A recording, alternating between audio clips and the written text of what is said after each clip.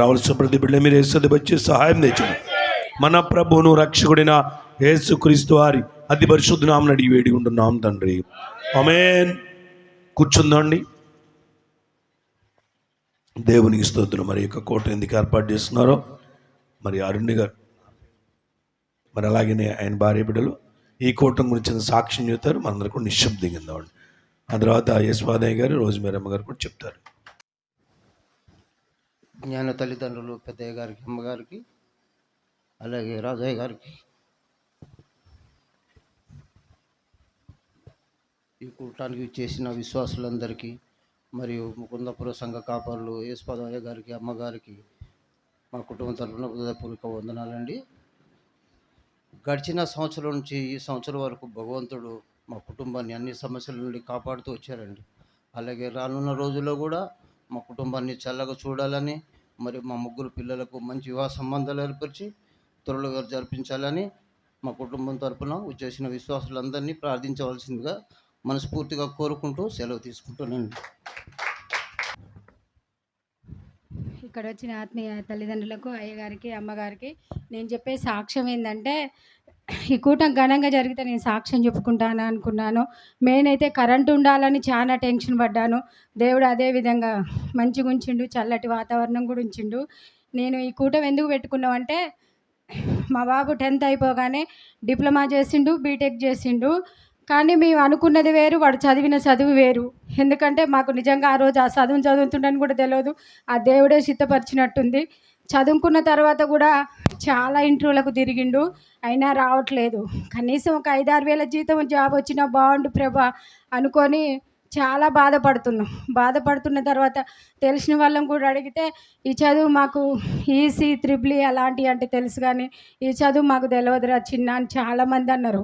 అయితే మేము ఇంట్లో కూర్చొని చాలా ఏడ్చిన తర్వాత ఎజ్రా వాళ్ళ ఇంటికి కూటానికి అనిపోయినప్పుడు పెద్దయ్య గారు, పెద్దమ్మ గారికి ఇట్లా ప్రార్థనకు కూటం పెడుతందుకని వచ్చిర్రు. వచ్చిన తర్వాత అయ్యా పరిస్థితి ఇట్లుంది, ఇట్లా సంగతి అంటే, అయ్యా రేపటి నుంచి గంట ప్రార్థన చేద్దామయ్యా, 10 రోజులు గంట ప్రార్థన, 3 రోజులు పూర్తి ఉపాసన చెయ్యి, ఎంత జీతం వచ్చినా చేస్తావా అయ్యా అంటే చేస్తా అన్నాడు. అదేవిధంగా రేపటి నుంచి మేము కూడా చేస్తామయ్యా, మీరు అదే విధంగా చేయాలని చెప్పిండు ఆత్మీయ తల్లిదండ్రులు గారు. చేసిన తర్వాత రోజుమేర అమ్మగారు కానీ, యేసుపాదవయ్య గారు కానీ, మేము కానీ గంట ప్రార్థన చేసుకొని 3 రోజులు పూర్తి ఉపాసన చేసుకున్న తర్వాత 15 రోజుల తర్వాత నాకెందుకో నైటు నేను మొక్కుబడి చేసుకున్నా, ప్రభా ఫస్ట్ జీతం ఎంతన్నా రాని నా కొడుకు, నేను విజయవాడ మందిరానికి ఇచ్చుకుంటా, ప్రతి సంవత్సరం నేను కూటం పెట్టుకుంటా ప్రభా అని నేను మొక్కుబడి చేసుకున్నాను. అదేవిధంగా మేము గంట ప్రార్థన 3 రోజులు పూర్తి ఉపవాసం అయిపోయిన తర్వాత 10 రోజులలో నా కొడుకు జాబ్ వచ్చింది. నేను 5-6 వేల జాబ్ వచ్చినా చాలనుకున్నా, స్టార్టింగే 15,000 రూపాయల జాబ్ వచ్చింది. అయినా సరే ఆ జీతం, ఫస్ట్ జీతం అయ్యగారికి ఇచ్చి మళ్ళీ నెల డబ్బులు నేను పంపించుకున్నా. ఇదే నా సాక్ష్యం. ఇంకోటి ఏంటంటే, వాళ్ళు అందరూ కూడా మమ్మల్ని చూసి ఎగతాళి చేసిర్రు, ఇదేం చదువు అని. వాళ్ళు చదువుకున్న చదువు కంటే ఈరోజు నా కొడుకు చదువుకున్నది దేవుడు 100 నాకు ఇచ్చిండు. ఏంటంటే మాకు పెద్దయ్య గారు, పెద్దమ్మ గారు పైన దేవుడు తోడుండని మేము నమ్ముకొని బతుకుతున్నాం. అందుకే మేము ఈ జాబ్ కూటం పెట్టుకున్నాం. నా బిడ్డలకు వివాహాలు కావాలని, నేను ఎవరినైనా పొరపాటుగా చేసి ఉంటే నన్ను క్షమించండి. నా బిడ్డలకు వివాహాలు కావాలని మీరు అందరు ప్రార్థన చేస్తారని అడిగి వేడుకుంటున్నాను. ఇదే నా సాక్ష్యం. దేవునికి వందనాలండి. కేంద్ర స్థానం ఆత్మీయ తల్లిదండ్రులకి, యేసుపాద గారికి, రోజుమేరీ అమ్మగారికి, సేవకులకి, విశ్వాసులకి, పరిచారకులందరికీ నా వందనాలండి. నేను చెప్పే సాక్ష్యం ఏంటంటే, జాబ్ కూడా అండి. అయితే ఈ జాబ్‌లో అందరూ చేస్తారు. ఈరోజు ఈ సుతారు పని దగ్గర నుంచి కంపెనీ సీఈఓల వరకు అందరు జాబులు చేస్తారు. మరి ఈళ్ళెవరికి లేని జాబ్ నీకొక్కనికి ఏంది అంటే కరెక్టే అండి, అది కరెక్టే. ఎందుకంటే జాబ్ అందరు చేస్తారు కానీ నా పరిస్థితి వేరు, నాకు కావాల్సిన అవసరం వేరు. అందువల్ల ఈ జాబ్ గురించి మేము కూటమి పెట్టుకున్నాం. అయితే నాకు అయితే 2013లో నాది బీటెక్ అయిపోయిందండి. అప్పుడు కొద్దిగా బాగా ఇబ్బందులుండే. అదే టైంలో మా నాన్నగారికి కూడా హెల్త్ బాలేక, మా అమ్మ ఒక్కతే చిన్న డబ్బా కొట్టు పెట్టుకొని నన్ను, మా చెల్లెల్ని సాకుతుంది. అదే ఆ టైంలో మా అంటే ఇక్కడ ముకుందాపూర్‌లో చిన్న డబ్బా కొట్టు అంటే చాలా తక్కువ జరిగేదండి. అలాంటి టైంలో మా అమ్మకి ఇంకా అప్పుడు కాళ్ళు నొప్పి ఉండేది. కాళ్ళలో రాడ్ ఉండేది. ఆ వచ్చిన డబ్బులలో మరి మా అమ్మ టాబ్లెట్లు తీసుకోవాలన్నా, మా చెల్లెల అవసరాలకు తీసుకోవాలన్నా, నా చదువుకు పెట్టాలన్నా అంటే ముందు మా అమ్మ అయన్నీ కాదని చెప్పి ముందు నా చదువుకే పెట్టింది. అలా వచ్చిన ప్రతి రూపాయి గూడా నాకు అవసరం రాబోతుందని తెలవకముందే కొద్దిగా రెడీ చేసుకొని పెట్టుకునేది. ఎప్పుడొచ్చి ఏం అడుగుతాడో అని జెప్పి. అట్లా 2017 వరకు అలాగే జరిగిందండి. అది బీటెక్ కంప్లీట్ అయిపోయిన తర్వాత ఎక్కడ తిరిగినా జాబ్ రావట్లేదు. ఆల్రెడీ నేను ఒక కోచింగ్ గూడా తీసుకున్నాను. కోచింగ్ తీసుకున్నా గూడా ఇంటర్వ్యూలకెళ్తున్నాను. అది జరగట్లేదు. జరగకపోయినప్పుడు ఇది 2018లో ఎజ్రా గారు సూర్యాపేటలో వాళ్ళ ఇంట్లో గృహకూటం పెట్టుకున్నారండి. ఆ గృహకూటానికెళ్ళినప్పుడు మరి ఆ అయ్యగారికి చెప్పాం, "అయ్యా మరి ఇట్లా ఇంటర్వ్యూకెళ్తున్నాం. లాస్ట్ రౌండ్‌లో పోతుంది. లేదా కొన్నిసార్లు ఫస్ట్ రౌండ్‌లోనే పోతుందయ్యా. ప్రార్థన చేయండి" అన్నప్పుడు అయ్యగారు "ఆ! వస్తదిలే, ఏం కాదులే" అన్నట్టు కాకుండా, "అయ్యా ఏం బాధపడకయ్యా, నీ పరిస్థితి ఇలా ఉంది కాబట్టి నువ్వు ఏ టైంలో ప్రార్థన చేస్తావో నాకు చెప్పు. ఆ టైంకి నేను కూడా నీకోసం నేను, అమ్మగారు, మీ సేవకులకు కూడా నేను చెప్పి ప్రార్థన చేపిస్తా" అని చెప్పి, "నేను 9 గంటలకు చేస్తానయ్యా" అంటే, "సరే అయ్యా" అని చెప్పి ప్రతిరోజు నాకు చెప్పిన టైం కూడా అయ్యగారు కూడా ప్రార్థన చేసి నన్ను కూడా చేయమని చెప్పారండి. అలాగే 10 రోజులు గంట ప్రార్థన చేశానండి. 3 రోజులు పూర్తి ఉపవాసం చేసినప్పుడు నేను ఎక్కడుండి చేయాలనుకుంటే, ఒకరోజు నేను 10 రోజులు గంట ప్రార్థన చేసినా గానీ, ఒకరోజు నేను ఇక్కడున్నా, ఒకరోజు నేను విజయవాడలో ఉన్నానండి. ఇంకో రోజేమో హైదరాబాద్‌లో ఉన్నా. ఇంకో రోజేమో ట్రైన్‌లో ఇంటర్వ్యూ ఉందంటే బెంగుళూరు ఎళ్తున్నా. ఆ ట్రైన్‌లోనే ప్రార్థన చేసుకున్నా. అది నాకు సీట్ కూడా దొరకలేదు. జనరల్‌లో నిలబడి కూడా నేనంతే ప్రార్థన చేసుకున్నా. మళ్ళీ రిటర్న్ హాస్టల్‌లో ఒక్కొక్క రోజు ఒక్కొక్క దగ్గర ప్రార్థన చేసినా అండి. అది ఒక్కొక్కసారి రిటర్న్‌లో గూడా నేను జనరల్‌లో నిలబడి గూడా ప్రార్థన చేసుకునేది. గంట ప్రార్థన. అట్లనే 10 రోజులు అయిపోయిన తర్వాత తొమ్మిదో రోజు నేను ఇంటర్వ్యూ అయిపోయిందని ఇంటికొచ్చిన. తర్వాత 3 రోజుల పూర్తి ఎక్కడ చేద్దాము అనుకున్నప్పుడు మరి అమ్మ యేసుపాదం అయ్యగారు, రోజ్‌మేరీ గారు, "అయ్యా ఎక్కడున్నావు? ఎందుకు మందిరానికి రా. 3 రోజులు నీతో పాటు మేము గూడా కలిసి చేస్తాం" అన్నప్పుడు 3 రోజులు నేను పూర్తి ఉపవాసం ఉండి ప్రార్థన చేస్తుండే. నాతో పాటు యేసుపాదం అయ్యగారు, రోజ్‌మేరీ అమ్మగారు గూడా 3 రోజులు నాతో పాటు ఉపవాసం ఉండి ప్రార్థన చేసిర్రండి. ఆ ప్రార్థన అయిపోతున్న టైంలోనే నాకు ఆఫర్ లెటర్ వచ్చిందండి మెయిల్‌కి. నేను చూసుకోలేదది. అది నేను చూసుకోకుండా నేను గంట ప్రార్థనలో 3 రోజులు పూర్తి ఉపవాసంలోనే ఉన్నా. ఉన్న తర్వాత ప్రార్థనలు అయిపోయిన తర్వాత చూసుకుంటే అప్పుడు ఆఫర్ లెటర్ వచ్చింది. అది చూసుకున్నాక అయ్యగారికి ఫోన్ చేసి చెప్పానండి. ఇదే విధంగా జాబు వచ్చిందండి. ఇంకో సాక్ష్యం ఏందంటే ప్రతిసారి స్టార్టింగ్‌లో సాలరీ చాలా తక్కువుండేదండి.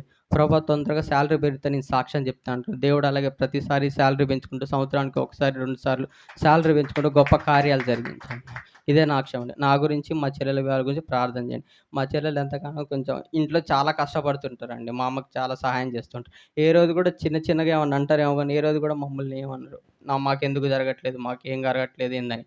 ప్రతిసారి ఏదైనా సంబంధం వచ్చిందంటే, అయ్యగారికి పంపించమ్మా, అమ్మగారికి పంపించమ్మా, ఏమన్నా కనపడిందేమో అడుగమ్మా అని మా అమ్మకి చెప్పడంతో పాటు వాళ్ళు గూడా ఓపికగా గంట ప్రార్థనలు, పూర్తి ఉపవాసం ఉంటూ ప్రార్థన చేశారు. వాళ్ళ వివాహాలు జరగాలని మీరందరూ ప్రార్థన మీ అందరిని అడిగి వేడుకుంటాను. ఇదే నా సాక్ష్యం.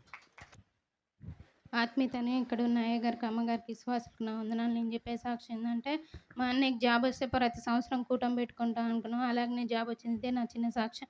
నాకు, మా అన్నయ్యకి, మా చెల్లికి వివాహం జరగాలని మీరందరూ ప్రార్థన చేస్తారు. ఇంకోటి ఇదే నా చిన్న ఆత్మీయ తల్లిదండ్రులకి, ఇక్కడ ఉన్న అయ్యగారికి, అమ్మగారికి, విశ్వాసులకు వందనాలు. నేను చెప్పే సాక్ష్యం ఏంటంటే, ఈ కూటమి జాబ్ కూటము. మా అన్నయ్యకి జాబ్ వస్తే ప్రతి సంవత్సరం కూటమి పెట్టుకుంటాం అన్నాను. అలాగే కూటమి కూడా ప్రతి సంవత్సరం కూడా ఘనంగా జరిగిస్తుండు. ఈ సంవత్సరం కూడా ఘనంగా జరిగించాలని మీరందరూ ప్రార్థన చేస్తారు అనుకుంటున్నాను. ఇంకో సాక్ష్యం ఏంటంటే, వివాహాలు జరగట్లేవని మమ్మల్ని ప్రతి ఒక్కరు ఎగతాళిగా మాట్లాడుతున్నారు. ఆఖరికి దేవుని ఎరిగిన బిడ్డలు కూడా మమ్మల్ని ఎగతాళిగా మాట్లాడుతున్నారు. ఈ సంవత్సరం మాకు వివాహం జరగాలని మీరందరూ ప్రార్థన చేస్తారని కోరుకుంటున్నాను. ఇదే నా చిన్న సాక్ష్యం.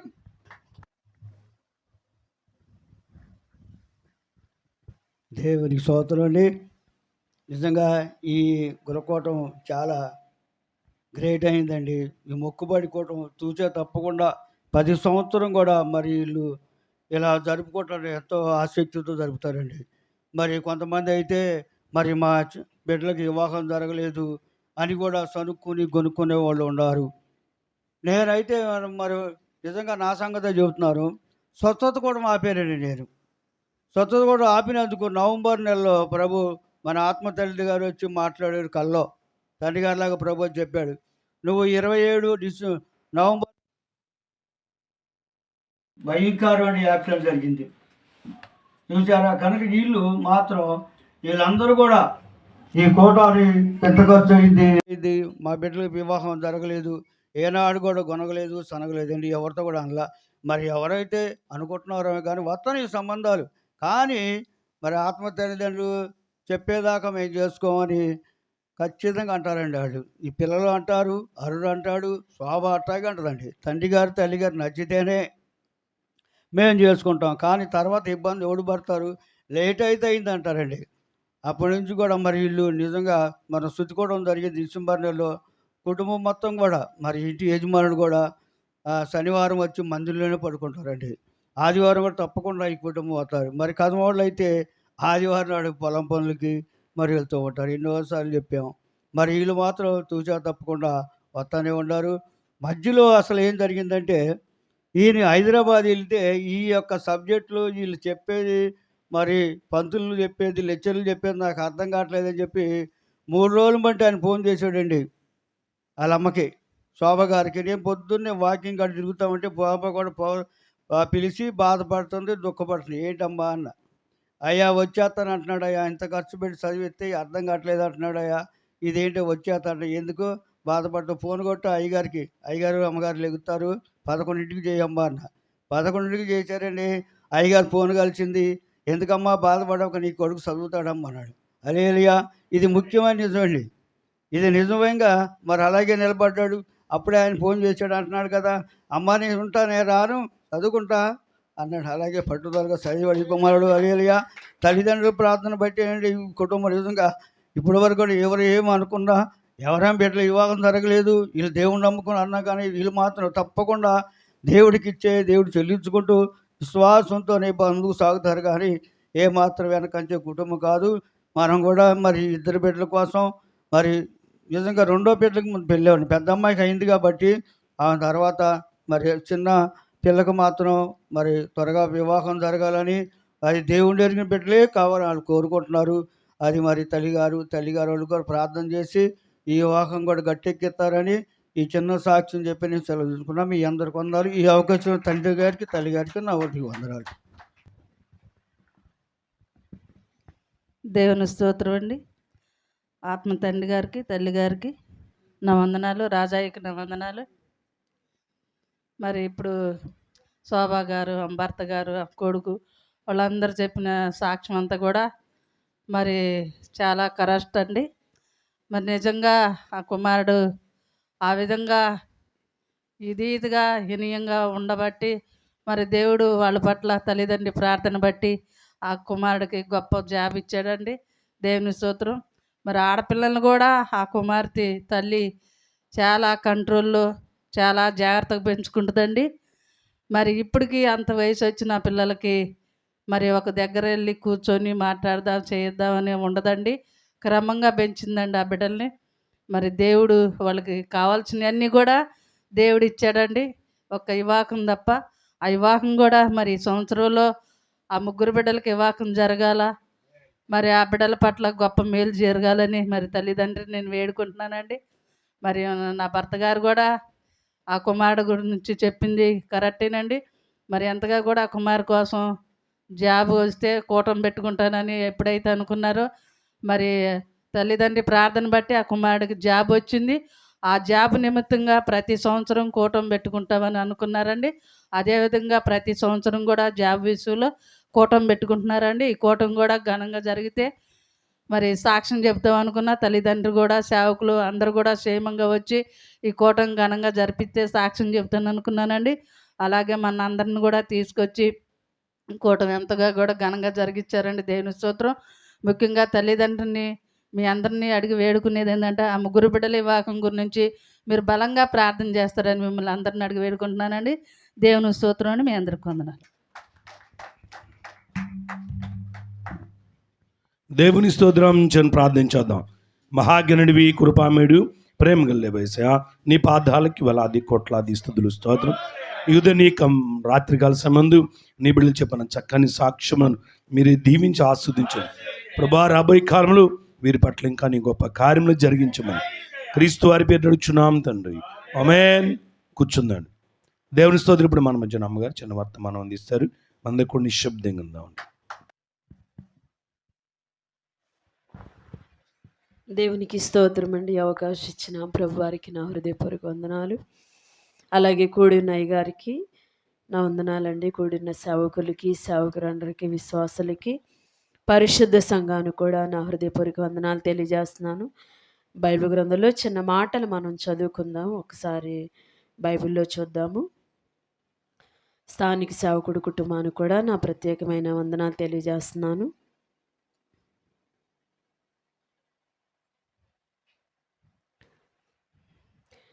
యెషయా గ్రంథము బైబిల్ ఉన్నది చూడండి. యెషయా గ్రంథము 41వ అధ్యాయము 8వ వచనం నుంచి నేను చదువుతాను. బైబిల్ ఉన్నారు చూడండి. యెషయా గ్రంథము 41వ అధ్యాయము 8వ వచనం నుంచి. నా సేవకుడువైన ఇజ్రాయేలు, నేను ఏర్పరచుకొనిన యాకోబు, నా స్నేహితుడైన అబ్రహాము సంతానమా, బోధిగంతముల నుండి నేను పట్టుకొని దాని కొలనూలు నుండి పిలుచుకొనివాడా, నీవు నా దాసుడివనియు నేను నిన్ను ఉపేక్షింపక ఏర్పరచుకుంటుననియు నేను నీతో చెప్పి ఉన్నాను. నీకు తోడై ఉన్నాను, భయపడకుము, నేను నీ దేవుడినై ఉన్నాను, దిగులు పడకుము, నేను నిన్ను బలపరుతును, నీకు సహాయం చేయవాడు నేనే, నీతి అను నా దక్షిణ హస్తముతో నిన్ను ఆదుకొందును. దేవునికి స్తోత్రం. అందరు బాగున్నారండి? అందరు బాగుంటే గట్టిగా చప్పట్లు కొడుతూ దేవుని నామని ఘనపరుద్దాం. దేవునికి స్తోత్రం. ఘనత బాగున్నామండి. దేవుని కృపను బట్టి ఘనత మహిమ దేవాది దేవునికే. మరి నిజంగా చూసినట్లయితే గత సంవత్సరం ఇదే కూటమి నుంచి మరి ఈ సంవత్సరం ఈ కూటమి వరకు మరి శోభా గారి ఫ్యామిలీని మనందరిని కూడా మన ప్రభువారు మరి క్షేమముగా సజీవ సంఖ్యలో ప్రభువారు మరి నిలబెట్టినందుకు దేవునికి స్తోత్రం. Thank you Jesus, thank you Jesus. మరి నిజంగా దేవాది దేవుని పట్ల వారికి ఉన్న ప్రేమ మామూలుగా కాదు. మరి దైవజనులు ఆహ్వానించుకుని మరింత ఖర్చు పెట్టుకుని గృహారాధన చేయటం చాలా గొప్ప విషయం. ఎందుకంటే దేవుడు మమ్మల్ని ఘనంగా ఉంచారు కాబట్టి మేము దేవుని ఘనపరచాలి అనే ఉద్దేశంతో బిడ్డలు మరి ఆనాటి నుంచి ఈనాటి వరకు పిల్లోడు చదువు అర్థం కావట్లేదు అని బాధపడుతున్న సమయాల్లో చదువు ఎక్కడ ఆగిపోద్దో, ఆ పిల్లోడు భవిష్యత్తు ఏమైపోద్దో అని తల్లి దేవుని దగ్గర తీర్మానం చేసుకోవడం, నా బిడ్డ చదువుకోవాలి, జాబ్ చేయాలి, మరి ఇలా ఆరాధన పెట్టుకుంటానని అనుకోవటం ద్వారా ఆ పిల్లోడికి అర్థమయ్యేటట్టుగా దేవుడు చేశారు. ఆ చదువు పూర్తయింది, మంచి జాబ్ చేస్తున్నారు. మరి ఫస్ట్లో ఇక్కడ కూటమి పెట్టినప్పుడు ఇల్లు కూడా ఇంత అందంగా లేదు, ఇంత నిండుదనంగా లేదు. మరి నిజంగా ఈ రోజున దేవుడు చాలా చాలా ఆస్వాదించాడండి. దేవుని నామానికి స్తోత్రం. Thank you. ఎస్, అందుకే అంటాడు కదా, నన్ను గణపరచువాని అందే నేను సమస్తమును కూడా జరిగిస్తాను. మనం ఎప్పటికప్పుడే దేవుని గణపరిస్తే దేవుడు మనకి సమస్తమైన ఆశీర్వాదాలు ఇవ్వటమే కాకుండా మంచి ఆరోగ్యాలు ఇస్తారు. మరి నిజంగా మన పనిపాట్లో దేవుడు తోడుగుంటాడు. ఉద్యోగాల్లో, వ్యాపారాల్లో దేవాది దేవుడు తోడుగా ఉండి చాలా నడిపిస్తున్నారు. చాలా సంతోషం. మరి అన్నీ బాగా జరుగుతున్నాయి. ఏది లోటు లేదు, ఏది కొరత లేదు. ఒకటే కొరత, వివాహాలు జరగట్లేదని చాలా బాధపడుతున్నారు. ఆ విషయంలో కూడా దేవుడు ఒక బిడ్డనిచ్చాడంటే ఆ బిడ్డకి తగిన సమయాన్ని కూడా దేవుడు ఏర్పాటు చేస్తాడు ఆ శుభకార్యాలు జరగడానికి కూడా. ఏమాత్రం ఎవరి మాటలు మీరు పట్టించుకోబాకండి, వినబాకండి, ధైర్యంగా ఉండండి, బలంగా ఉండండి. మోషే గారంట, బైబిల్ గ్రంథంలో మోషే గారంట ఎప్పుడు కూడా నాకు నత్తుంది, నేను మాట్లాడలేను, నాకేం తెలుసు. అక్కడ చూస్తే బహిష్కరణ చేశారు ఊరిలో, ఇక్కడ చూస్తే మేకలు మేపుకుంటున్నాను, నా పరిస్థితి ఏంటా, నా జీవితం ఏంటా, నత్తువాడిని, ఎవరు పలకరించట్లేదు, ఏంటో నా పరిస్థితి అని ఎప్పుడు బాధపడుతూ ఉండేవాడంట మోషే గారు. బైబిల్ గ్రంథంలో మోషే ఏమనుకున్నాడు, నేను నత్తివాడును అని అనుకున్నాడు మోషే గారు. కానీ దేవుడు ఏమన్నాడు తెలుసా? మోషే, నువ్వు భూమి మీద ఉన్న వారందరిలో మిక్కిలి సాత్వికుడని దేవుడు చెప్పాడు. చప్పట్లు కొట్టండి, దేవునికి స్తోత్రం. Thank you. ఎస్, మనం అనుకుంటాం నా పరిస్థితి ఇది, నా జీవితం ఇది, నా బ్రతికి ఇది, పలానా వారు ఎలా అని అనుకుంటారు. కానీ దేవుని దృష్టిలో మాత్రం చాలా విలువైన వాళ్ళం మనం. ప్రతి ఒక్కరు కూడా దేవుని దృష్టిలో చాలా విలువైన వాళ్ళు అండి. ఇది అస్సలు మర్చిపోవద్దు. ఏదో విలువ తక్కువ వాడిని నేను విలువ తక్కువ దాన్ని నిన్ను నువ్వు తగ్గించుకోవద్దు. అలాగే ఎవరిని కూడా తగ్గించొద్దు అట్లా. ఎందుకంటే ప్రతి మానవాళ్ళని ఎవరు సృష్టించాడండి? ఎవరికాళ్ళు పుట్టుకొచ్చారా? లేదు కదా. దేవుని సంకల్పం చొప్పున, దేవుని ప్రణాళిక చొప్పున ప్రతి మానవాల్ని, ప్రతి మనిషిని దేవుడు సృష్టించాడు. ఆయన ఇష్టంగా సృష్టించుకున్నాడు. ప్రతి ఒక్కరి పట్ల దేవుని ప్రణాళిక, ఉద్దేశం ఉంటుందండి. అది మనం తెలియక మనల్ని మనం కించపరుచుకుంటూ, మనల్ని మనమే బలహీనపరుచుకుంటూ చేసుకుంటాం. కానీ దేవుని ప్రణాళిక ప్రతి ఒక్కరి పట్ల చాలా విలువైనది. కాబట్టి ఆ జరగాల్సిన సమయం వచ్చినప్పుడు దేవుడు తప్పకుండా ప్రతి మేలు చేస్తాడు. ఈలోపు మనము వెయిట్ చేయాలి. అలాగే నిరీక్షించాలి, ప్రార్థించాలి దేవుని దగ్గర. ఏదైనా ఆయన మన మంచికే చేస్తాడు. యెహోవా ఆలస్యాలు అలక్ష్యం కాదు. ఆయన ఆలస్యం ఎప్పుడు అలక్ష్యం చేసే దేవుడు కాదండి. ఒక మనిషి అన్న అలక్ష్యం చేస్తాడేమో కానీ దేవుడు అసలు మర్చిపోడు. ఎందుకంటే ఆయన సృష్టించాడుగా. ఆయన సృష్టించాడు కూడా అసలు ఆయన మర్చిపోడు.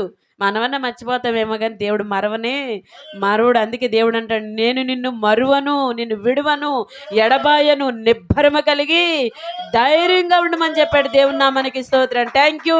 ఎస్, మరి ఈ బాధతో, ఇదే వేదనతో కన్నీటి ప్రార్థన చేస్తే దేవాది దేవుడు తప్పకుండా మేలు చేస్తారు. శోభా గారికి వారి కుటుంబ సభ్యులు కూడా దేవుడు మేలు చేస్తారు. బిడ్డలకు కూడా చక్కని వివాహాలు జరగాలని ఈ రోజున ఇక్కడ కూడిన బిడ్డలందరూ మీ అనుదిన ప్రార్థనలో ఈ కుటుంబాన్ని 5 నిమిషాలు ప్రార్థన చేయండి.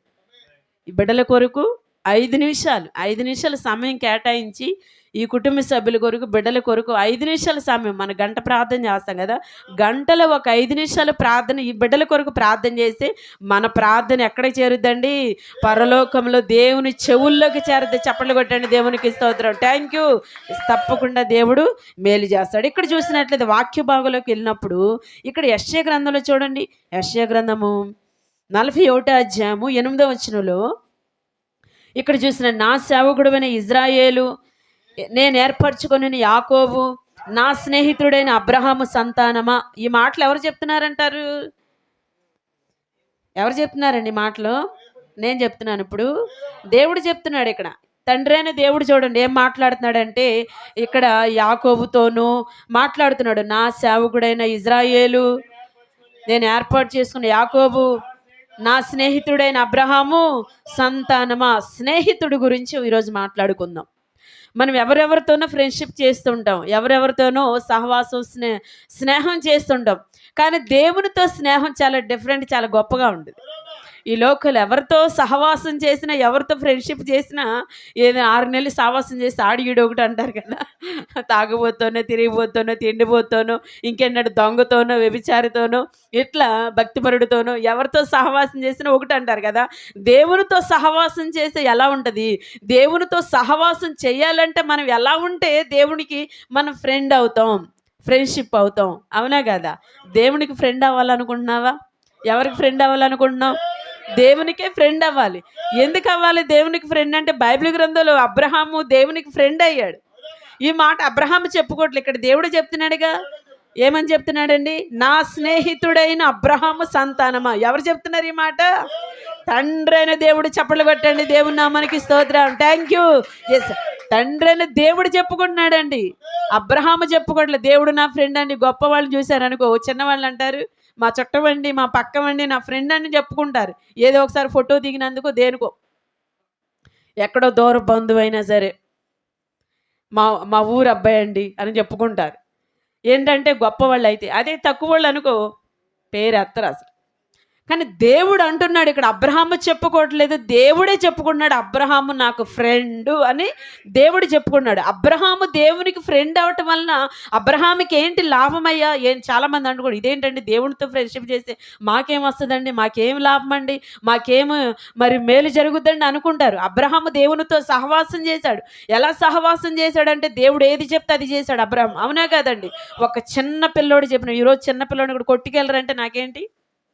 అవునా కదా? నాకేంటి లాభం అంటారు. బాగా తలకేపుతున్నారు ఎవరు? నాకేంటి లాభం కొట్టుకెళ్ళాలంటే అని అంటుంటారు పిల్లలు కూడా. అలాంటిది అబ్రహాం ఒక చిన్న పిల్లోళ్ళలాగా దేవుడు ఎటు తిప్పుతాడు తిరిగాడు, గొడారాలు పీక్కుని తిరిగాడు, ఎటు వెళ్ళమంటే అటు వెళ్ళాడు, ఏది చేయమంటే అది చేశాడు అబ్రహాము. మరి దేవునికి అలా ఫ్రెండ్షిప్ చేసి దేవుడు చెప్పిన మాట అలా విన్నాడు కాబట్టి అబ్రహాము జీవితంలో ఏదైనా లోటు చూపించారా మీరు? ఏదైనా లోటు, ఏ లోటు లేదండి అబ్రహాము జీవితంలో. సమస్తగా దేవుడు ఆశీర్వదించాడు అబ్రహాముని. దేవునికి స్తోత్రం. Thank you Jesus. మరి నిజంగా అబ్రహాముకు బిడ్డల లోటు అనేది తీర్చాడు దేవుడు, బిడ్డలు ఇచ్చాడు. అలాగే చూసినట్లయితే అబ్రహాముకి ఆశీర్వాదం ఇచ్చాడు. బొమ్మలు అమ్ముకునే అబ్రహాము, ఏమీ లేని స్థితిలో ఉన్న అబ్రహాముకి దేవుడు ఎంత ఆశీర్వదించాడండి. 4 దిక్కుల నుంచి ఆశీర్వాదం వచ్చింది అబ్రహాముకి. దేవునికి స్తోత్రం. Thank you Jesus. అలా అనేక జనాలు కూడా, రాజులు కూడా అబ్రహాముని చూసి గడగడ వణికిపోయేవాళ్ళంట. అబ్రహామును చూసి దేవునితో ఫ్రెండ్షిప్ చేయటం ద్వారా అబ్రహాము గురించి దేవుడు అంటాడు, మరొక చోట అంటాడు అపోస్తల కార్యంలో, నేను ఎవరు దేవుణ్ణి అనుకుంటున్నాను? దేవుడు ఎవరో తెలియట్లేదండి. ఇస్సాకయ్య గారికి దేవుడు ఎవరో తెలియట్లేదు. అప్పుడు ఇస్సాకయ్య గారికి దేవుడు పరిచయం అవ్వాలి. మరి ఎట్లా ఇస్సాకయ్య గారిని దేవుడిని పట్టుకోవాలి? అలాంటప్పుడు ఎలా ఆయనతో నేను సంభాషించాలి, ఎలా మాట్లాడాలంటే అప్పుడు చెప్తున్నాడు, నేను అబ్రహాముకి దేవుడును నీకు తెలుసా, ఇస్సాకు దేవుడు నీకు తెలుసా, యాకోబు దేవుడు. అబ్రహాము, ఇస్సాకు, యాకోబేనా భూమి మీద పుట్టిన మనుషులు? ఇంకెవరు లేరండి, ఉన్నారు కదా. కానీ దేవుడు వాళ్ళ పేర్లు ఎందుకు ఎత్తారంటే వాళ్ళు ఎవరితో సహవాసం చేశారు? దేవునితో సహవాసం చేశారు. చప్పట్లు కొట్టండి దేవుని నామానికి స్తోత్రం. Thank you Jesus. మరి నిజంగా దేవునితో సహవాసం చేయడం ద్వారా జీవితంలో ఎంత కూడా లోటు చూడకుండా బతికాడండి అబ్రహాము. లాస్ట్కి అబ్రహాము ఇప్పుడు ఎక్కడ ఉన్నాడండి? తండ్రి అయిన రొమ్మును ఆనుకుని పరలోక రాజ్యం సీటు సంపాదించుకున్నాడు. చప్పట్లు కొట్టండి దేవుని నామానికి స్తోత్రం. Thank you Jesus. దేవుడితో ఫ్రెండ్షిప్ చేస్తే నాకేంటి, దేవుళ్ళు భక్తి చేస్తే నాకేంటండి, ఈ రీతిగా నడిస్తే నాకేంటి లాభం అనుకున్నావా? లాభం చూడు, అబ్రహాముకు వచ్చిన లాభాన్ని చూడు. భూమి మీద హ్యాపీగా బతికేశాడు. చనిపోయిన తర్వాత నరకం అనేది చూడకుండా పరలోక రాజ్యంలో వెండి బంగారాలతో సంతోషంతో దేవునితో ఆటలాడుతూ పాటలు పాడుతూ ఆనందంగా ఉన్నాడు అబ్రహాం. అది కదండి గొప్ప జీవితం అంటే, అది కదా గొప్ప బ్రతుకంటే. మరి నిజంగా చూసినట్లయితే మరి దేవునితో సహవాసం చేయాలని కోరిక ఉందా? ఉందండి. దేవునితోని సహవాసం చేయాలంటే మనం ఏ రీతిగా ఉంటే దేవునికి మనం ఫ్రెండ్షిప్ అవుతాము, సహవాసులు అవుతాము, ఆయన మనల్ని మెచ్చుకుంటాడు ఫ్రెండ్షిప్గా. బైబిల్ గ్రంథాలు ఇప్పుడు చకచక నేను 4 మాటలు చెప్పేస్తాను. బైబిల్ గ్రంథాలు మొట్టమొదటిగా ఏబు గ్రంథం 42 అధ్యాయం 10వ వచనం. ఏబు గ్రంథం 42 అధ్యాయం 10వ వచనం. ప్రార్థించే వ్యక్తిగా ఉండాలి. దేవునితో నువ్వు ఫ్రెండ్షిప్ చేయాలంటే ఎలా ఉండాలండి? ప్రార్థించే వ్యక్తిగా ఉండాలి. అలాగే 2 సమూయేలు 15 అధ్యాయం 32వ వచనంలో అక్కడ కూడా ఉష్తే అంటే బైబిల్ గ్రంథంలో దావీదు గారి ఫ్రెండ్ ఉష్తే ఆయన పేరు. ఆయన కూడా దావీదు గారి శ్రమ వచ్చినప్పుడు దావీదు గురించి అంట బట్టలు చింపుకొని ధూళి పోసుకొని కన్నీరు కచ్చి ప్రార్థన చేశాడంట. అయ్యా దావీదు గారికి ఎందుకంత కష్టం వచ్చిందని ప్రార్థించాడు. మనము దేవునితో ఫ్రెండ్షిప్ చేయాలి, దేవునితో సహవాసం చేయాలి అంటే మనలో ఏ గుణ లక్షణాలు ఉండాలి, ఎటువంటి ప్రవర్తన ఉండాలి, మనం ఎలా ఉంటే దేవుడికి నచ్చుదామో మనతో ఆయన ఫ్రెండ్షిప్ చేస్తాడు. ఆ విషయం నేను చెప్తున్నాను. మొట్టమొదటిగా ఏముండాలి? ప్రార్థన చేసే వ్యక్తిగా ఉండాలి. నువ్వు ఎలా ఉండాలండి? ప్రార్థన చేసే వ్యక్తిగా. ఎప్పుడు కూడా కన్నీటి ప్రార్థన, స్తుతి ప్రార్థన, విజ్ఞాపన ప్రార్థన, అలాగే మరి దేవునికి స్తోత్రాలు చెల్లించట, దేవుని ఆరాధించట, దేవుని పని చేయట, దేవుడు మనకు అప్పచెప్పిన పరిచర్య చేయట, అలాగే దేవుడు ఏ బాధ్యత ఇచ్చాడో ఆ బాధ్యత నిర్వర్తించబడిగా మనము ప్రార్థించే వ్యక్తులుగా మనము ఉండాలి. అప్పుడు దేవుడు మనతో ఫ్రెండ్షిప్ చేస్తారు, ఆయన మనకి సహవాసం చేస్తాడు. అప్పుడు మనకి ఏ లోటు అని ఉంటుందా? ఏ కొరత కూడా ఉండదు. రెండోదిగా చూసినట్లయితే సామెతల గ్రంథం 17 అధ్యాయం 17వ వచనం. సామెతల గ్రంథం 17 అధ్యాయం 17వ వచనం. విడువక ప్రేమించే వ్యక్తిగా ఉండాలి. విడువక ప్రేమించే వ్యక్తిగా ఉండాలి. ఏ సమయంలో ఏ కష్టం వచ్చినా, ఏ బాధ వచ్చినా, ఏ సంతోషం వచ్చినా, ఏ ఆనందం వచ్చినా, ఏదైనా ఉన్నా లేకపోయినా, తిన్నా తినకపోయినా, ఏదైనా సరే దేవుణ్ణి ప్రేమించే వ్యక్తిగా అంటే ప్రేమ కలిగే వ్యక్తిగా ఉండాలి. మన నిజంగా చూసినట్లయితే మన పిల్లలే ఉంటారండి. మన పిల్లలే ఉన్నప్పుడు ఒక్కోసారి మాట వింటారు, ఒక్కోసారి మాట వినరు. అలానే మనం ప్రేమించుకొని ఉంటామా? ఉండం కదా. మన బిడ్డలు మనం ప్రేమిస్తాము. మాట వినినా వినకపోయినా మన బిడ్డలు ఏదో ఒక రీతిగా వాళ్ళకి బోధ చేసి వాళ్ళని ప్రేమించి మన ప్రేమ చేత వాళ్ళని చక్కగా మరి వాళ్ళని మార్చుకునే స్థితి మనం చేస్తాం కదా. అలాగే ప్రతి మనిషి కూడా ఎవరిని ప్రేమించాలండి? దేవుణ్ణి ఎక్కువగా ప్రేమించాలి. మరి దేవుడు మనల్ని ప్రేమిస్తున్నాడా? ప్రేమిస్తున్నాడు. ఇర్మియా గ్రంథంలో రాయబడి ఉంటుంది కదా, శాశ్వతమైన ప్రేమతో నేను నిన్ను ప్రేమించుచున్నాను గనక విడువక నీ ఎడల కృప చూపుచున్నాను. చప్పట్లు కొట్టండి దేవుని నామానికి స్తోత్రం. Thank you Jesus. దేవుని ప్రేమ ఎటువంటి ప్రేమ? శాశ్వతమైన ప్రేమ. ఎటువంటి ప్రేమ అండి? శాశ్వతమైన ప్రేమ. పాపినైనా ప్రేమిస్తాడు, దొంగనైనా ప్రేమిస్తాడు, వ్యభిచారినైనా ప్రేమిస్తాడు, నరహంతకుడిని ప్రేమిస్తాడు, తిట్టుబోతుని ప్రేమిస్తాడు, తాగుబోతుని ప్రేమిస్తాడు, తిండిబోతుని ప్రేమిస్తాడు. ప్రేమే మనిషిని మార్చుద్ది. నమ్మిన వారు చప్పట్లు కొట్టండి గట్టిగా దేవుని నామానికి స్తోత్రం. Thank you GS. అలాగే దేవుణ్ణి మనం ఎక్కువగా ప్రేమించాలి. బైబిల్ గ్రంథంలో చూసినట్లయితే మత్తయి సువార్తలో రాయబడింది కదా, ఒక పాప స్త్రీ వచ్చి ఏం చేసిందండి? దేవుణ్ణి మిక్కుటంగా ప్రేమించింది. అవునా కదా? తన పాప జీవితాన్ని వదిలిపెట్టేసి దేవుణ్ణి ఎక్కువగా ప్రేమించడం ద్వారా దేవుడు అన్నాడు, ఆమె ఎక్కువగా నన్ను ప్రేమించింది కాబట్టి ఆమె యొక్క విస్తారమైన పాపాలు నేను క్షమించి వేశాను. చప్పట్లు కొట్టండి, దేవుని నామానికి స్తోత్రం. Thank you Jesus. ఎవరెవరినో ప్రేమించావంటే నీకు ఏది దొరకదు, కానీ దేవాది దేవుణ్ణి మిక్కుటంగా ప్రేమించు, అధికంగా ప్రేమించు. దేవుణ్ణి ఎక్కువగా ప్రేమిస్తే దేవుడు కూడా అంతే దగ్గరకు వస్తాడు. ఎక్కువగా లవర్ మీద ప్రేమ ఉందనుకో ఎప్పుడు మెసేజ్ వస్తుందా, అవును కదా, అని అనుకుంటారు కదా, ఎప్పుడు ఫోన్ వస్తుందా, నిద్రపోడరు, తెల్లవారు నిద్రపోరు. అంటే క్రీస్తురాజయ్య గారు చెప్తున్నారు, నేను చెప్పట్లా. మరి నిజంగా అదే దేవుణ్ణి ప్రేమిస్తే ఇంకెంత బాగుంటుంది. దేవుడు కూడా దగ్గరగా ఉంటాడు. మన నోటు నుంచి ఏది అడుగుతామని ఇచ్చేద్దాం, ఏదైనా కోరుకుంటాడు ఇచ్చేద్దాం. ఎంత ఇంట్రెస్ట్గా ఉంటాడో తెలుసా. అలాగే దేవుని మనం ఎక్కువగా ప్రేమించాలి, మిక్కుటమైన ప్రేమతో ప్రేమించాలి, అధికంగా దేవుణ్ణి ప్రేమించాలి. మరి నిజంగా లాస్ ఏంజల్స్ వారు దేవుణ్ణి ప్రేమించారండి? ప్రేమించలేదండి. దేవుణ్ణి ప్రేమించలేదు. కనీసం కొంచెం ఒక్క పాయింట్ కూడా దేవునికి ఇవ్వలేదు, వాళ్ళకి స్థానం ఇవ్వలేదు దేవునికి. వాళ్ళ జీవితాలు ఏమైపోయినాయి. మన సృష్టి అంతా తెలుసుకోవాల్సిన విషయం అది మాత్రం ఖచ్చితంగా అందరు గ్రహించాల్సిన విషయం. దేవునికి స్థానం ఇవ్వలేదు, దేవుణ్ణి ప్రేమించలేదు. ఇక్కడ అంటున్నాడు, దేవుణ్ణి మనం విడువక ప్రేమించాలి. ఎలా ప్రేమించాలండి? విడువక ప్రేమించాలి. మూడవదిగా చూసినట్లయితే సామెతల గ్రంథం 18వ అధ్యాయము 24వ వచనంలో హత్యుండు వ్యక్తిగా ఉండాలి. అంటే హత్తుకునే వ్యక్తి, దేవుణ్ణి హత్తుకునేటట్టుగా ప్రేమించాలి. అంటే దగ్గరగా, దేవునికి దగ్గరగా ఉండాలి. ఎలా ఉండాలండి? దగ్గరగా ఉండాలి. పిలిస్తే ఉన్నానయ్యా అన్నట్టుగా. ఇలా ఎవరండి? సమూయేలు, బాలుడైన సమూయేలు చూడండి. సమూయేలుని దేవుడు ఏమన్నాడు? సమూయేలు అని పిలిచాడు. పిలవగానే టక్కనే 10 కేకలేసిన భార్య రాదు ఇంట్లో నుంచి, 10 కేకలేసిన పిల్లలు పలకరు. మనజీని చూసిన సమూయేలు అని దేవుడు పిలిచినప్పుడు వెంటనే నేనున్నానయ్యా. చిన్నపిల్లాడు కూడా నేనున్నానయ్యా, చిత్తం ప్రభా నేనున్నా. ఎంత ఎలక్ట్గా ఉన్నాడు చూడండి, ఎంత దగ్గరగా ఉన్నాడు చూడండి, ఎంత హత్తుకొని ఉన్నాడు చూడండి సమూయేలు. అలా దేవుణ్ణి హత్తుకుని దేవుణ్ణి ప్రేమించాడు సమూయేలు. అంటే హత్తి ఉండే వ్యక్తిగా సమూయేలు జీవించడం ద్వారా సమూయేలుని దేవుడు ఏ రీతిగా నిలబెట్టాడండి? రాజులు కూడా అభిషేకించే నాయకుడిగా చేశారు. చప్పట్లు కొట్టండి, దేవుని నామానికి స్తోత్రం. Thank you Jesus. మన నిజంగా దేవాది దేవుణ్ణి ప్రేమిస్తేనండి అది దేవుడు వ్యర్థమ చేయడండి. మన భక్తి, మన ప్రార్థన దేవునికి దగ్గరగా ఉన్నప్పుడు మనం వేస్ట్ అవ్వము, వ్యర్థమవ్వము, నశించమవు. దేవుడు అస్సలు విడిచిపెట్టాడు. ఆ విషయంలో మాత్రం దేవుణ్ణి మనము దగ్గరగా ఉండేటట్టుగా మనము ప్రేమించాలి. అదే చూసినట్లయితే అదే సామెతల గ్రంథం 27వ అధ్యాయం 6వ వచనం, సామెతల గ్రంథం 27వ అధ్యాయం 6వ వచనం, మేలు కోరే వ్యక్తిగా నీవు ఉండాలి. దేవుని ప్రేమించాలంటే మనలో ఏ రీతిగా ఉండాలా అని కోరుకుంటున్నాడు అనమాట. ఎలా ఉండాలండి? మేలు కోరే వ్యక్తిగా ఉండాలి. ఎవరి మేలైనా సరే అందరి క్షేమం. అందుకే ఇర్మీయా గ్రంథంలో వ్రాయబడింది కదా, వారి క్షేమమే మీకు క్షేమమునకు కారణం. ఎదుటివారి క్షేమం కోరి ఎదుటివారి కొరకు మనం విజ్ఞాపన చేయటం, ప్రార్థన చేయటం, ఆ రీతిగా మనము ఎదుటివారి మేలు కోరుకునే బిడ్డలుగా మనం ఉన్నప్పుడు మన మేలు ఎవరు కోరుకుంటారు?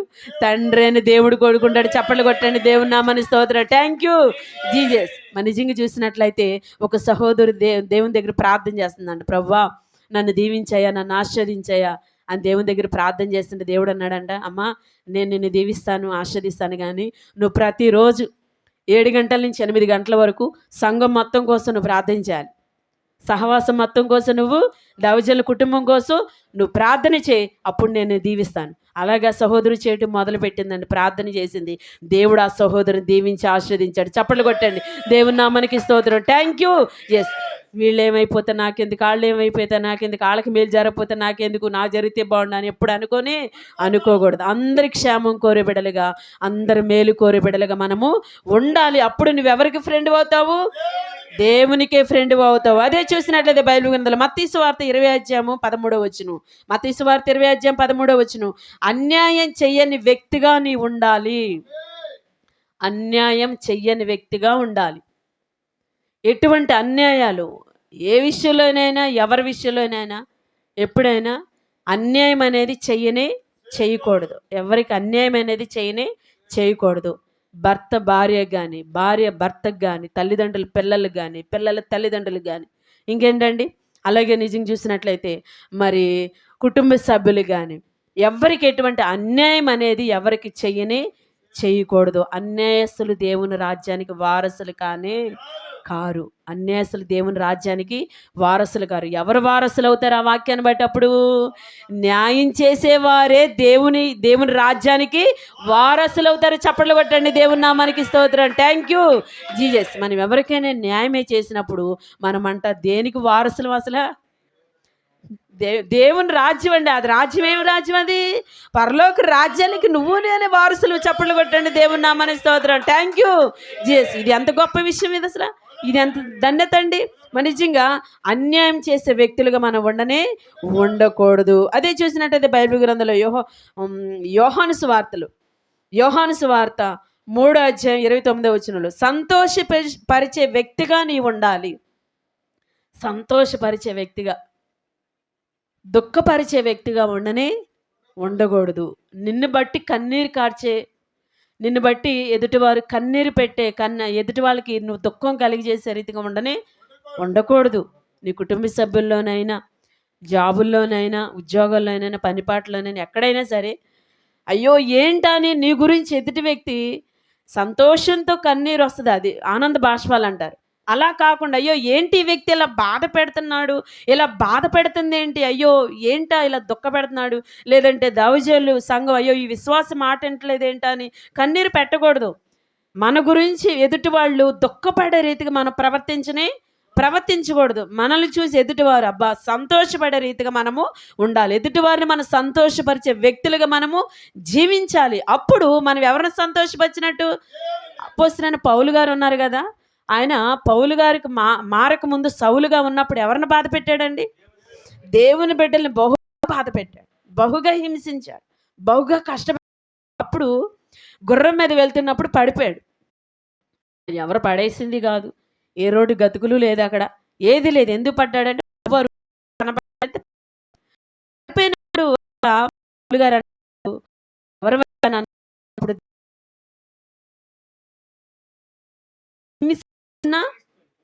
యేసుని క్రీస్తుని అంటారు అక్కడ.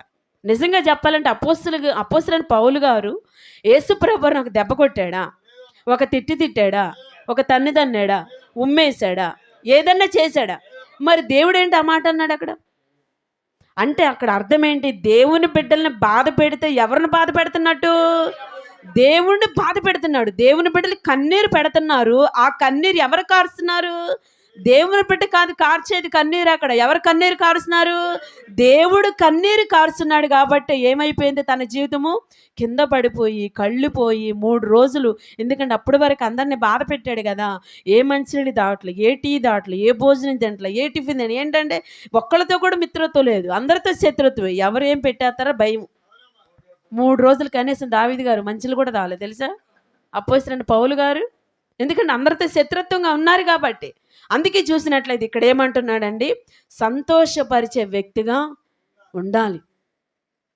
దేవుని బిడ్డలే కానీ, దైవజనులే కానీ, సంఘాన్నే కానీ, కుటుంబాన్నే కానీ మన గురించి ఎదుటి వ్యక్తి కన్నీరు కార్చే రీతిగా మనం ఉండకూడదు. ఎందుకంటే దేవుడు మన బట్టి కన్నీరు కార్చారంటే మనం బ్రతకగలమండి? మనం బ్రతకలేము, జీవించలేము. అదే మరొక మాట చదువుకుందాం. యోహాను సువార్త 15వ వచనం. యోహాను సువార్త 15వ వచనం. దాపరికం లేని వ్యక్తిగా నీవు ఉండాలి. ఎలా ఉండాలి? దాపరికం. దేవుని దగ్గర నీకు దాపరికం ఏంటి అసలు? ఏంటండి దేవుని దగ్గర? భార్య దగ్గర దాపరికం, భర్త దగ్గర దాపరికం ఏంటండి? ఆ దాపరికం ఏంటి అసలు? కరెక్ట్ అయిన జీవితం ఉన్నప్పుడు దాపరికం ఎందుకు? అవునా కాదా? చాలామంది దేవుని దగ్గర కూడా సిగ్గుపడతారు అడగడానికి. దాపరికం ఆయన దగ్గర కూడా వచ్చి కూడా మొహమాటం, ప్రార్థన చేయడానికి, ఇంకేంటండి దేవుని దగ్గర విజ్ఞాపనం చేయడానికి, చప్పట్లు కొట్టడానికి, కూటం పెట్టుకోవడానికి, ఇంకేంటి దేవుని ఆరాధించడానికి, స్తుతించడానికి, ఆయన ఏదో పరాయుడు అన్నట్టుగాను, ఇంకేంటండి దేవుని బాప్తిసాలు తీసుకోవడానికి, దేవుని దగ్గర అంగీకరించడానికి, ఆయన మాట వినడానికి, దేవుని గుప్పులు ఇవ్వటానికి, దేవుని సన్నిధికి వెళ్ళటానికి, దేవుళ్ళు నడవటానికి, దేవుణ్ణి ప్రేమించడానికి, ఆయన హత్తుకుని ఉండడానికి దాపరికంగా, అంటే వెడవెడంగా ఉంటారు. అలా ఉండకూడదు. ఎందుకంటే నిన్ను సృష్టించింది ఎవరు అనుకుంటున్నావు? మీ నాన్నకన్నాడా, మీ అమ్మకన్నా అనుకుంటున్నావా? ఎవరు సృష్టించాడు మనల్ని? దేవుడు సృష్టించాడని మనల్ని. దేవుడే సృష్టించాడు, సృష్టికర్త ఆయన దగ్గర దాపరకు ఉండకూడదు, ఆయన దగ్గర మొహమాట ఉండకూడదు. ఆయన దగ్గర నీకు ఏది కావాలో అడుగు. ఆయన దగ్గర ఏదైనా పొరపాటు చేసినా మనస్ఫూర్తిగా ఒప్పేసుకో, క్షమాపణ అడుగు దేవుని దగ్గర, కన్నీరు కాచా, ఈ తప్పు చేశా, ఈ పొరపాటు చేశా, ఈ అవిధేత చేశా. ఎందుకంటే నీ ముందు ఆయన ఉన్నాడు, నువ్వు ప్రార్థన చేశాడప్పుడు ఆయన ముందు నువ్వు దాపరకం పోకూడదు, అంతే. ఆయన ముందు నువ్వేది దాచుకోకూడదు. హృదయమార దేవుని దగ్గర ఒప్పుకుని పాపాన్ని విడిచిపెట్టాలి, దేవుని సన్నిధిలో ప్రార్థించాలి. ఆయన దగ్గర ఎటువంటి దాపరకు ఉండకూడదు. ఆయనకి నువ్వు దగ్గరగా ఉండి దాపరకు లేకుండా మనస్ఫూర్తిగా దేవుణ్ణి ఆరాధించినప్పుడు నువ్వెవరికి స్నేహితుడు అవుతావు, ఎవరికి స్నేహితురాలు అవుతావు? దేవుడికి స్నేహితుడివి. చప్పట్లు కొట్టండి దేవుని నామానికి స్తోత్రం. Thank you Jesus. అదే బైబిల్ గ్రంథంలో చూసినట్లయితే అది యోహాను సువార్త 15:13 ఇవి ఒక్క మాట చదివేసి ముగిచ్చేస్తా. యోహాను సువార్త 15:13 ప్రాణం పెట్టుటకు కూడా వెనకాడని వ్యక్తిగా నీవు ఉండాలి. దేవుడు కూడా అలాగే మన కొరకు ప్రాణం పెట్టారు కదా. యేసుప్రభువారు మన కొరకు ప్రాణం పెట్టారు, ప్రాణమే ఇచ్చేశారంటే ఎంత ప్రేమ మన మీద, ఎంత ఇష్టమండి మనం అంటే ఆయనకి. అసలు నిజంగా ఎంత ప్రేమ కలిగింది. ఎవరు పెడతారు నీకోసం ప్రాణం? ఎవరైనా పెడతారా? ఎవరో ఒక అమ్మాయిని ప్రేమించాడంట, ఆ ప్రేమించిన అమ్మాయి మాట ఏంటలేదని ఎవడో చేయి కోసి రక్తం ఇతను కోసుకోవాలా, పక్కోడిది కోసి చూపిస్తాడు, కోడి రక్తం ఎవరితో చేయి కోసేసి చూపించరు. కానీ దేవుడు అలా చేయలేదండి. మన కొరకు ఇంకొకళ్ళు ఇవ్వలే బలి. కోడినో కుక్కనో నక్కనో పిల్లనో ఇవ్వలేదు దేవుడు బలి మన కొరకు. ఆయనే బలి అయిపోయాడు, ఆయనే ప్రాణం పెట్టాడు, ఆయనే రక్తం చిందించాడు, ఆయనే నీ కొరకు మరలా బ్రతికాడు, ఆయనే మరలా నిన్ను తీసుకెళ్ళడానికి రానయ్యున్నాడు. దేవుడు చప్పట్లు కొట్టండి దేవుని నామానికి స్తోత్రం. Thank you. ప్రాణం పెట్టినంతగా దేవునిలో మనం బహుబలముగా ఉండాలి, ఆయన్ని మనము ప్రేమించాలి. అప్పుడు దేవాది దేవుడు నిజంగా మన ప్రాణాల్ని, ఆయన అంటాడు కదా, మరి ఎఫెసీయులకు రాసిన పత్రికలో వ్రాయబడి ఉంది కదా, ఏమని? తాను బ్రతికి తన వారందరినీ బ్రతికిస్తాడు. నిజంగా దేవుణ్ణి ప్రాణం కంటే నువ్వు ఎక్కువగా ప్రేమించావనుకో, ఆయన అంట మనల్ని చనిపోనేవాడు, మనల్ని విడిచిపెట్టాడు, మన ఎన్నడు ఎడబాయడు. మన దేవుడు దర్జాగా బ్రతికిస్తాడండి, హ్యాపీగా బ్రతికిస్తాడండి. ఇటువంటి లక్షణాలు కలిగి ఉంటే నేను దేవుడికి స్నేహితుడు అవుతావు, స్నేహితురాలు అవుతావు. మరి దేవుడికి స్నేహితురాలు అయినప్పుడు దేవుడు వల్ల ఏంటంటే అబ్రహామే ఉన్నాడు కదా నిదర్శనం, మన కళ్ళ కనిపిస్తున్నాడు కదా మన బైబిల్ గ్రంథాలు. ఈ బైబిల్ అబద్ధమేం కాదండి. అబ్రహాము చూడలేదంటే, అబ్రహాము చూడాలంటే ప్రాణం పుట్టుకుని పోవాలంతే. అవునా కదా?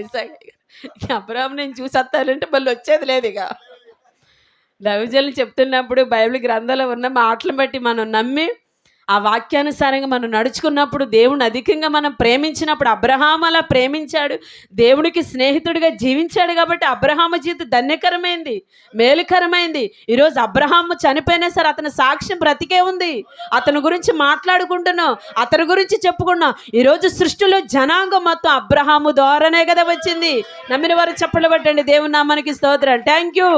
సహోదరి సహోదరుడా, ఇక్కడ చూసినట్లయితే ఎవరెవరితో ఫ్రెండ్షిప్ స్నేహం చేస్తున్నావు, కానీ దేవునితో నువ్వు స్నేహం చేసిన నువ్వే భాగ్యుడివి, నువ్వే ధన్యుడివి, నువ్వే ధన్యురాలివి. ఆ ధన్యత అందరికీ దక్కదండి. దేవాది దేవుడిని మనం ప్రేమిస్తే దేవుడు మన కుటుంబాల్లో అబ్రహామును ఆశీర్వదించినట్టుగా మనల్ని ఆశీర్వదిస్తాడు, అబ్రహాముకు లోటు లేనట్టుగా మనకు లోటు లేకుండా చేస్తాడు. అబ్రహామును రాజులు కూడా అభిషేకించే శక్తిని అబ్రహాముకి ఇచ్చాడు. అబ్రహాముకి ఏ లోటు లేకుండా, కొరత లేకుండా పరలోక రాజ్యాన్ని కూడా సంపాదించుకునే స్థితిని దేవుడు మనకి ఇచ్చాడు. అటువంటి స్థితి మనకి కావాలంటే మనం ఎవరితో సహవాసం చేయాలి? దేవునితో సహవాసం చేసే బిడ్డలుగా మనం ఉంటే దేవుడు మన కుటుంబాలని దీవించి ఆస్వాదిస్తారని మరి నేను తెలియజేసి ఈ చిన్న మాటలు చెప్పి ముగిస్తున్నా. మీ అందరికీ నా హృదయపూర్వక వందనాలు. దేవుని స్తోత్రం. ప్రార్థించేద్దాం. మహాగణుడివి, కృపామేడు, ప్రేమగల్లే వేసా నీ పాదాలకి వేలాది కోట్లాది స్తుతులు స్తోత్రం. ఇదిగో నీకు మార్చెప్పన చక్కని వర్తమానం దీవించే సహాయం తెచ్చి, కృపచ్ఛాదని బిడ్డను గణపరిచే బలపరి సహాయం తెచ్చి, నానా ప్రతికి కోటి అరణ్య గారిని వారి ఫ్యామిలీని దీవించమని క్రీస్తు వారి పేరు నడుచున్నాం.